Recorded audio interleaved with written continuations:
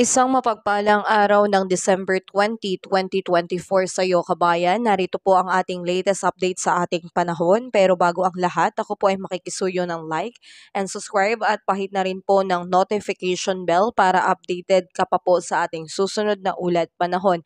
Kabayan, ito nga pong low pressure area o LPA na dating bagyong Kirubin ay nasa layo na lang po ng coastal water po ng Mahinog, Camiguin.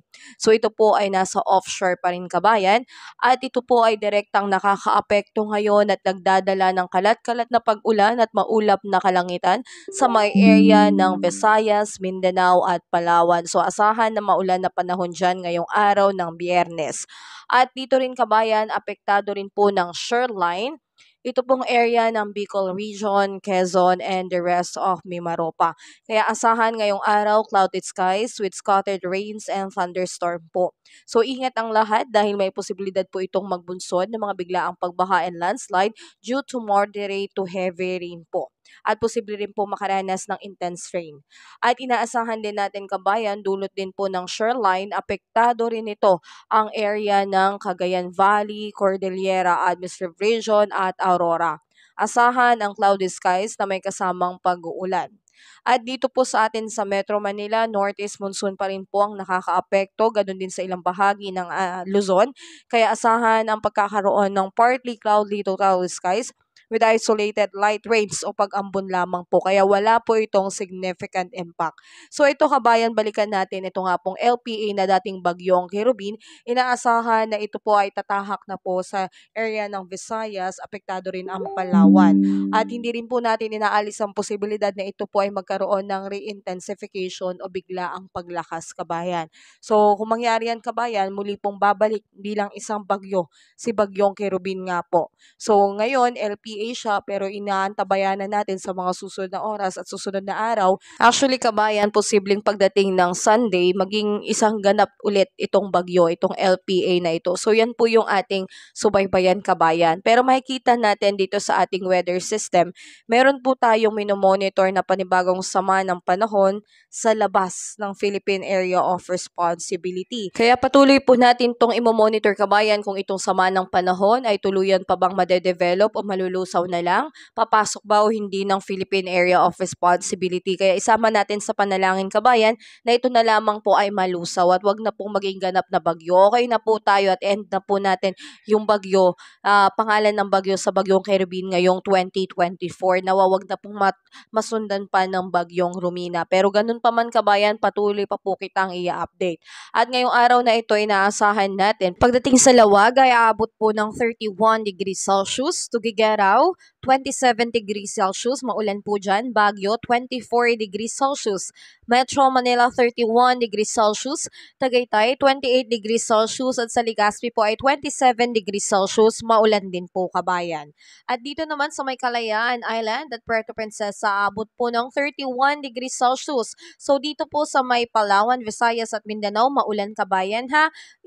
Sa may Iloilo, 29 degrees Celsius, Tacloban, 29 degrees Celsius, Cebu, 29 degrees Celsius. So mga kababayan natin dyan, pinag-iingat dahil magiging maulan po ang panahon. Samantalang may nakataas din pong gale warning signals dito po sa may baybayin ng Batanes, Cagayan, including Babuyan Islands, kasama ang Ilocos Norte, Ilocos Sur, western coast of Pangasinan, northern and eastern coast of Catanduanes. So 2.8 to 4.5 meters po ang taas ng alon sa karagatan. Kaya pinag-ingat at hindi po muna pinapayagang pumalaot ang ating mga mangingisda dyan sa mga baybayin na nabanggit dahil magiging mapanganib at mataas po ang alon sa karagatan.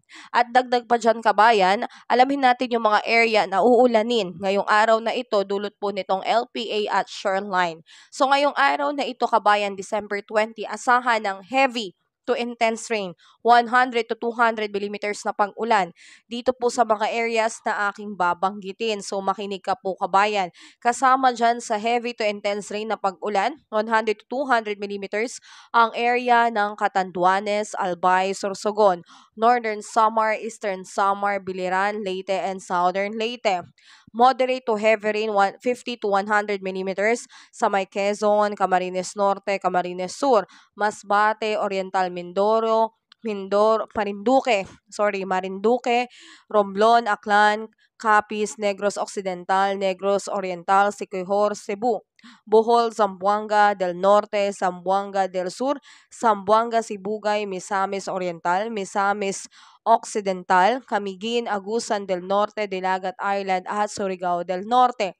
Pagsapit ng December 21, by tomorrow, heavy to intense rain dito sa may Quezon, Camarines Norte, Camarines Sur, Oriental Mindoro, Marinduque at Palawan. Moderate to heavy rain sa may Laguna, Batangas, Occidental Mindoro, Romblon, Catanduanes, Albay, Sorsogon. Masbate, Antique, Aklan, Capiz, Iloilo, Northern Samar, Eastern Samar at Samar. Pagsapit naman ng Sunday, December 22, heavy to intense rain sa may Quezon, Camarines Norte, Camarines Sur, Catanduanes at moderate to heavy rain naman po sa may Albay, Sorsogon, Masbate, Oriental Mindoro, Marinduque, Romblon, Palawan, Aklan, Capiz, Northern Samar, Eastern Samar. So yan po yung mga area na ating apektado nitong shoreline at LPA. So kahit wala po ngayong bagyo, ang meron lang LPA at shoreline, ito po yung nagdudulot ng pag-ulan sa malaking bahagi ng Visayas, ilang parte ng Luzon at Mindanao. Kaya pinag-iingat ang lahat.